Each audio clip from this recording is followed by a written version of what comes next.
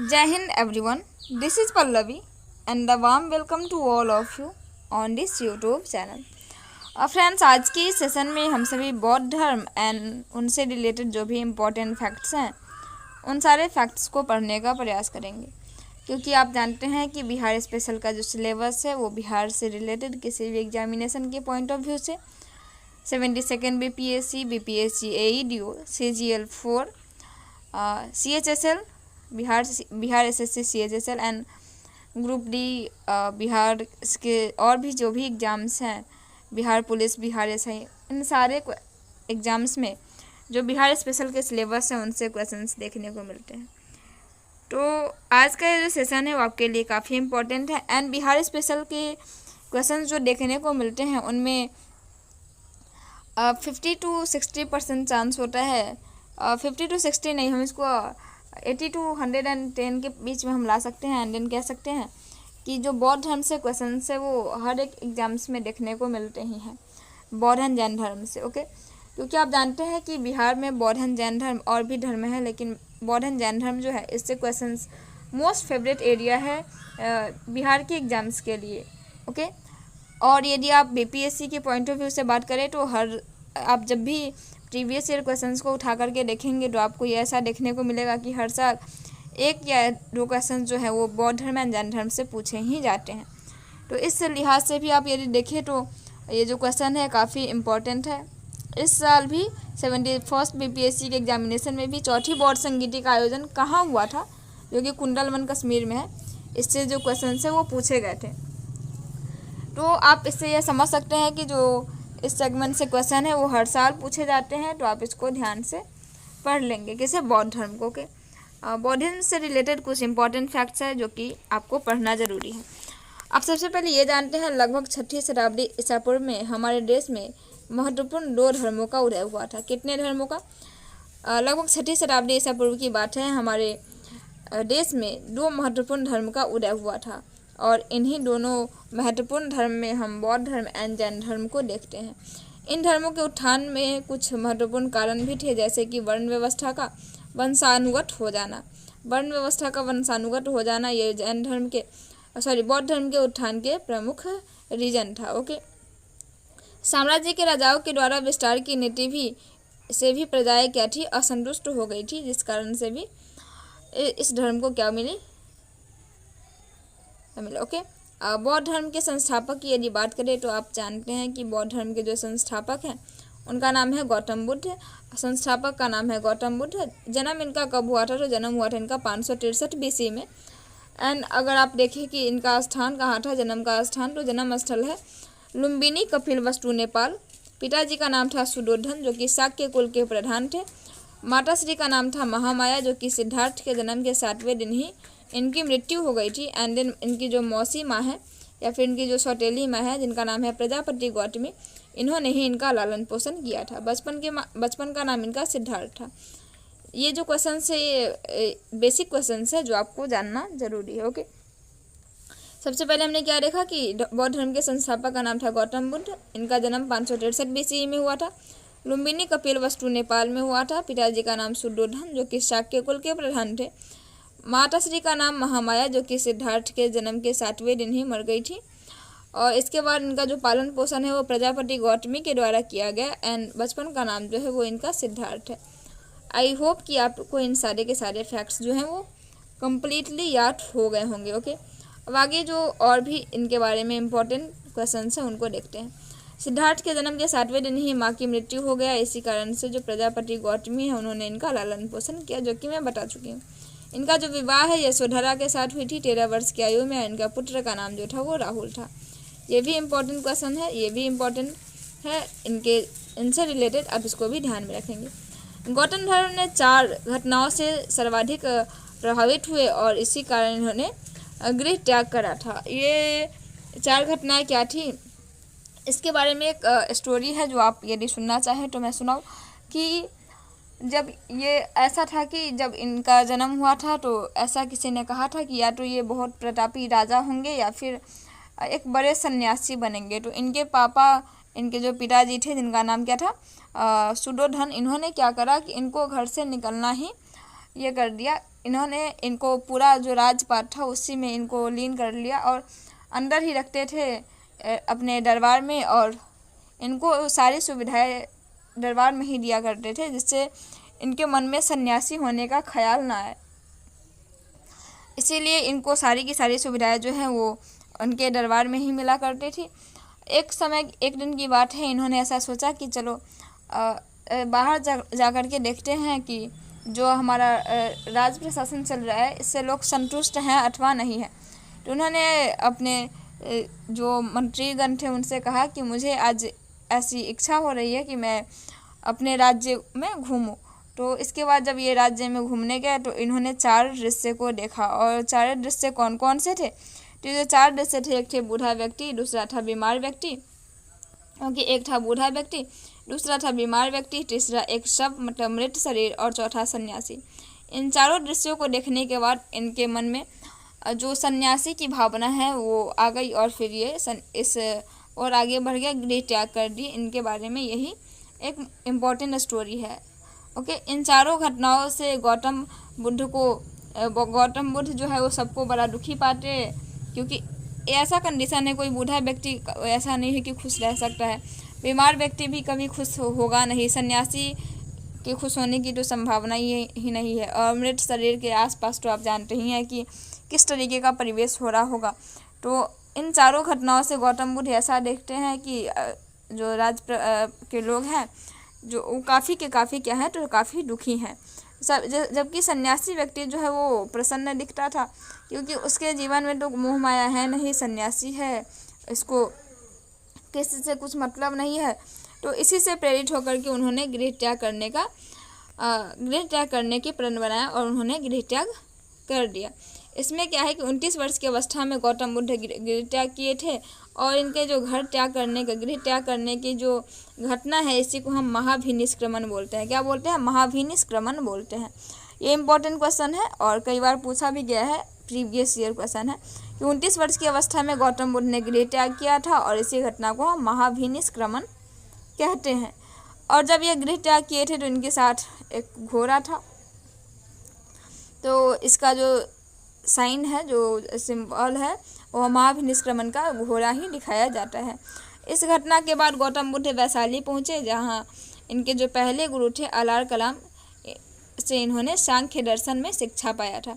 अलार कलाम से इन्होंने सांख्य दर्शन में शिक्षा प्राप्त करा। और जिस सत्य के लिए गौतम बुद्ध गृह त्याग कर निकले थे वो उन्हें अभी तक प्राप्त हुआ नहीं था, लेकिन 6 वर्षों के अथक तपस्या के बाद आई थिंक 35 ईयर्स में इनको इस चीज़ के बारे में इनको मिल जाता है।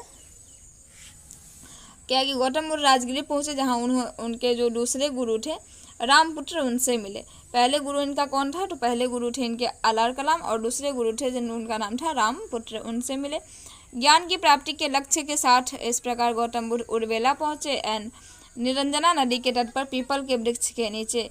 कहाँ? तो ये याद रखिएगा, निरंजना नदी के तट पर किस वृक्ष के नीचे? तो पीपल के वृक्ष के नीचे तपस्या करते हुए 8वें दिन गौतम बुद्ध को ज्ञान की प्राप्ति हो गई। और ज्ञान की प्राप्ति होने के बाद जो गौतम बुद्ध है वो तथागत कहलाए, बुद्ध कहलाए, और इस घटना को हम संबोधि भी कहते हैं। ओके, आप इसको याद रखिएगा कि तथागत और बुद्ध कब कहलाए? जब भी इन्हें ज्ञान की प्राप्ति हो गई उसके बाद। ओके, साथ ही जो इम्पोर्टेंट फैक्ट्स और है आप इसको याद रखेंगे कि गौतम बुद्ध के अन्य नाम कौन है? तो अभी ही आपने देखा है कि गौतम बुद्ध के जो अन्य नाम है वो तथागत और बुद्ध हैं। ज्ञान की प्राप्ति के बाद गौतम बुद्ध कहाँ पहुँचे? राजगृह पहुँचे, जहाँ मगध के राजा बिंबिसार ने इसे उपहार के तौर पर वेणुवन दिया। वेणुवन का मतलब होता है बांस का बगीचा। किसने दिया था? बिंबिसार ने दिया था। किन्हें दिया था? गौतम बुद्ध को दिया था, क्योंकि आप जानते हैं कि जो अजातशत्रु और बिंबिसार थे वो गौतम बुद्ध के समकालीन थे। जब हर्यक डायनेस्टी हम आपको बता रहे थे उस समय भी हमने आपको ये बातें बता रखा था। ओके, बांस के बगीचे को लेकर के।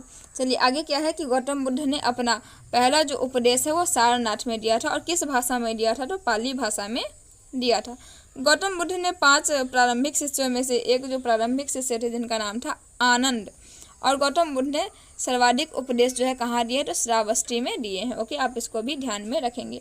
गौतम बुद्ध ने दुखों के निवारण के लिए अष्टांगिक मार्ग दिया था, और ये अष्टांगिक मार्ग क्या क्या है? तो सबसे पहले सम्यक दृष्टि मतलब सही दृष्टि होनी चाहिए, सही संकल्प होना चाहिए, आपकी जो वाणी है वो सही और अच्छी होनी चाहिए, मधुर वाणी होनी चाहिए, आपका कर्म जो है वो सही होना चाहिए, सम्यक आजीव, सम्यक व्यायाम, सम्यक स्मृति एंड सम्यक समाधि। इस तरीके से जो है ये 8 अष्टांगिक मार्ग जो है ये दुखों के निवारण के लिए गौतम बुद्ध द्वारा बताया गया है। क्या क्या? सम्यक दृष्टि, सम्यक संकल्प, सम्यक वाक्, सम्यक कर्म, सम्यक आजीव, सम्यक व्यायाम, सम्यक स्मृति एंड सम्यक समाधि। ये 8 जो अष्टांगिक मार्ग है यही है दुखों के निवारण के लिए गौतम बुद्ध द्वारा दिया गया। गौतम बुद्ध के त्रिरत्न क्या क्या है? तो बुद्ध, धम्म और संघ, आप इसको भी ध्यान में रखेंगे। बुद्ध, धम्म और संघ यही जो है ये इनके अष्टांगिक मार्ग है, आप इस तीनों को याद रखेंगे। एंड इसका अर्थ क्या होता है? तो इसका अर्थ होता है मैं बुद्ध के शरण में हूँ और धर्म के शरण में हूँ और संघ के शरण में हूँ, आप इसको भी ध्यान में रखेंगे। ओके, साथ ही यदि आप यह देखना चाहें तो गौतम बुद्ध का जो महापरिनिर्वाण है मतलब इनकी जो मृत्यु है वो कब हुई थी? तो 483 BC में हुई थी। कब हुई थी? 483 BC में हुई थी। कहाँ? कुशीनगर में। कहाँ हुआ था? कुशीनगर में। गौतम बुद्ध के महापरिनिर्वाण के बाद कुल 4 बौद्ध सभाएं हुई। इन चारों बौद्ध सभाओं के बारे में आपको जानना जरूरी है क्योंकि यही से जो क्वेश्चन है वो आपके एग्जामिनेशन में देखने को मिलते हैं। इसको लेकर के मैं एक शॉर्ट वीडियोज भी आपके लिए 1-2 मिनट का दूंगी। ओके, तो क्या आपको पढ़ना है 4 बौद्ध सभाएं कौन कौन सी हैं, इन चारों क्योंकि आप जानते हैं कि बौद्ध सभाएं से जो क्वेश्चंस है वो काफ़ी हद तक देखने को मिलते हैं और यदि बौद्ध धर्म से क्वेश्चंस देखने को मिलते हैं तो बौद्ध सभाएं से ही क्वेश्चंस काफ़ी मात्रा में देखने को मिलते हैं। जब आप प्रीवियस ईयर क्वेश्चंस को देखिएगा तो आपको ऐसा लगेगा कि हाँ बौद्ध धर्म में जो बौद्ध सभाएं हैं इनसे क्वेश्चंस देखने को मिलते हैं।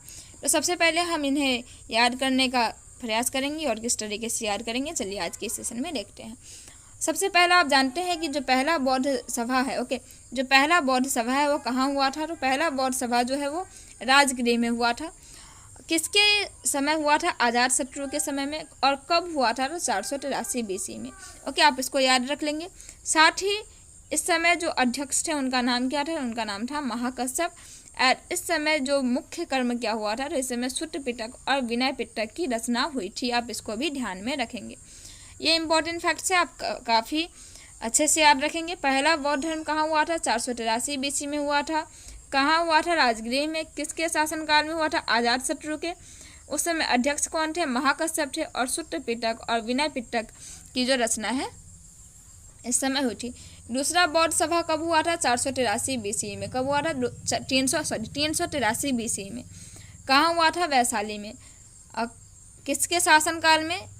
कालाशोक के समय। इस समय अध्यक्ष कौन थे? शवाकामी। और स्थविर और महासंघिक में विभाजन हुआ था। साथ ही तीसरा जो बौद्ध सभा कब हुआ था? 250, 255 या 251 BC आपको देखने को मिलेगा।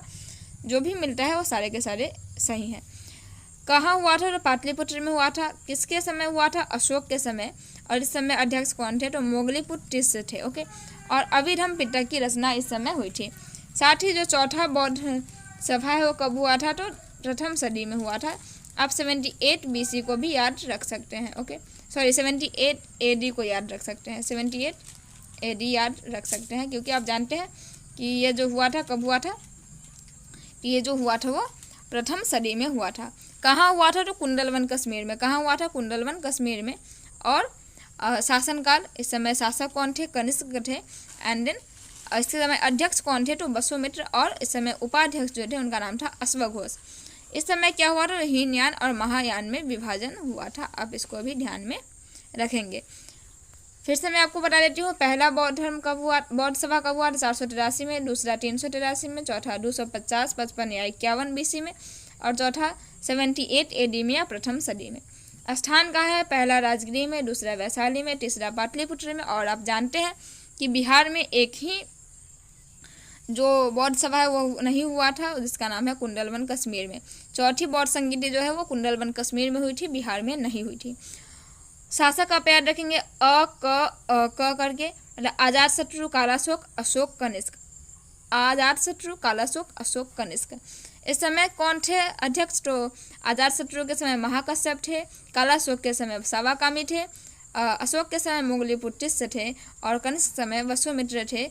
और जो इस समय उपाध्यक्ष थे उनका नाम था अश्वक घोष। पहले बौद्ध संगीति में विनय पिटक और सूत्र पिटक की रचना हुई थी। दूसरे में अष्टवीर और महासंघिक में विभाजन हुआ था। तीसरे में अभिधम पिटक की रचना हुई थी और चौथे में हीनयान और महायान में विभाजन हुआ था। इस तरीके से आप बौद्ध संगीति को याद रख सकते हैं, क्योंकि आप जानते हैं कि 1 से 2 मार्क्स के जो क्वेश्चन होते हैं, 1 से 2 अंक के जो क्वेश्चन से इसी टॉपिक से देखने को मिलते हैं। चलिए, तो आप इसे अच्छे से पढ़िएगा। आगे बढ़ते हैं अब नेक्स्ट हम देखते हैं बौद्ध धर्म में धार्मिक नीतियों के द्वारा जो अनुशासन का संकलन है वो त्रिपिटक में किया गया। और ये त्रिपिटक कौन कौन से थे? अभी हमने आपको बताया, सूत्र पिटक, विनय पिटक और अभिधम पिटक, ये जो थे 3 पिटक थे। चौथे बौद्ध संगीति में बौद्ध धर्म के 2 शाखाओं में बट गया। कौन कौन? हीनयान और महायान, ये 2 शाखाओं में चौथे बौद्ध संगीति के समय ये बट गए। हीनयान में इस शाखा के जो लोग थे वो बुद्ध को सामान्य मनुष्य मानते थे, जबकि जो महायान शाखा के लोग थे वो बोधिसत्व को अपना आदर्श मानते थे। हीनयान शाखा के जो लोग थे व्यक्तिगत मुक्ति तथा निर्वाण पर जोर दिया करते थे, और इस शाखा के जो ज़्यादातर लोग थे वो श्रीलंका, थाईलैंड और म्यांमार जैसे देशों में रहते थे। जबकि जो महायान के लोग थे, शाखा के लोग थे, वो बोधिसत्व को अपना आदर्श मानते थे। इनमें संपूर्ण प्राणियों का कल्याण ही इनका उद्देश्य था। और इस शाखा के जो लोग थे वो बुद्ध को भगवान की दर्जा देते थे, बुद्ध को भगवान मानते थे। आप इसको ध्यान में रखेंगे। महायान शाखा के लोग चीन, जापान, कोरिया आदि देशों से व्यापक रूप में फैले हुए थे। और गौतम बुद्ध के जीवन की घटनाओं से संबंधित कुछ प्रतीक हैं, इन प्रतीकों को भी आप ध्यान में रखेंगे, क्योंकि आप जानते हैं कि गौतम बुद्ध के जीवन के प्रतीक से संबंधित जो क्वेश्चंस है वो आपके एग्जामिनेशन के पॉइंट ऑफ व्यू से इम्पोर्टेंट होते हैं और ऑब्जेक्टिव फॉर्म में क्वेश्चंस देखने को भी मिलते हैं। क्योंकि आप जानते हैं कि गौतम बुद्ध का जो जन्म है वो कहाँ हुआ था? तो गौतम बुद्ध का जो जन्म है वो लुम्बिनी में हुआ था। कहाँ हुआ था? लुम्बिनी में हुआ था।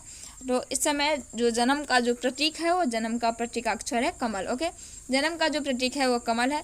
गृह त्याग जो है, जिस घटना को हम महाभिनिष्क्रमण बोलते हैं, जो 29 वर्ष की अवस्था में गौतम बुद्ध ने करा था। ओके, गृह त्याग गौतम बुद्ध ने 29 वर्ष की अवस्था में करा था और इसको हम महाभिनिष्क्रमण बोलते हैं।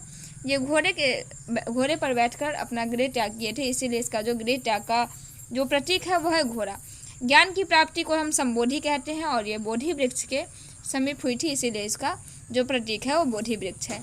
मृत्यु, जिसको हम महापरिनिर्वाण बोलते हैं। ओके, ये जो महापरिनिर्वाण है इस स्तूप से इसका संकेत है।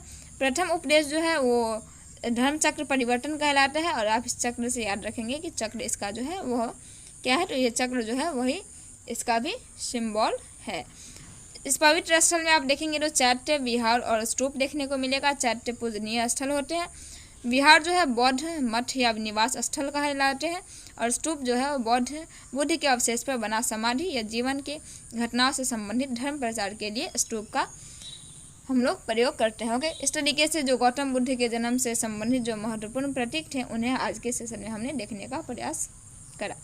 चलिए नेक्स्ट आगे बढ़ते हैं। ओके, तो आज के सेशन में इतना ही। हम फिर मिलेंगे अगले सेशन में। आप सभी अपना ध्यान रखेंगे और अपने दोस्तों के बीच आज के सेशन को ज़रूर शेयर करेंगे। हमारे साथ अंत तक बने रहने के लिए आप सबों का बहुत बहुत धन्यवाद। इसी के साथ जो हमारा बौद्ध धर्म से रिलेटेड जो भी इम्पोर्टेंट क्वेश्चंस थे वो सारे के सारे कंप्लीट होते हैं। इसके बाद हम सभी जैन धर्म के ऊपर चर्चा करेंगे एंड जैन धर्म से रिलेटेड जो भी इम्पोर्टेंट क्वेश्चंस होंगे वो सब आपको कल के सेशन में देखने को मिलेगा। आई थिंक जैन धर्म का जो सेशन होगा वो सेशन नंबर 8 होगा। तो इसी तरीके से आप बिहार स्पेशल के सीरीज़ को अपना प्यार दें, सपोर्ट करें, ताकि आपके लिए डेली बेसिस पर वीडियोज़ अवेलेबल होते रहे। हमारे साथ अंत तक बने रहने के लिए आप सबों का बहुत बहुत धन्यवाद। जय हिंद, जय भारत।